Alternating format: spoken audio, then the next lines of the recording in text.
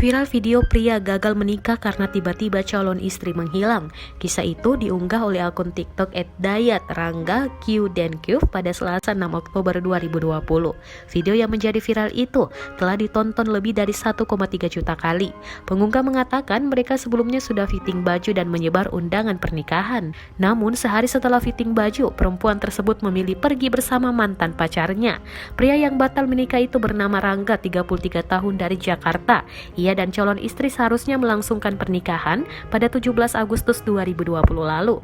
Rangga pun mengaku belum mengetahui keberadaan calon istrinya hingga saat ini. "Saya sudah fitting baju dan sudah sebarkan undangan. Keesokan harinya tiba-tiba calon saya itu hilang," ungkapnya kepada Tribun News.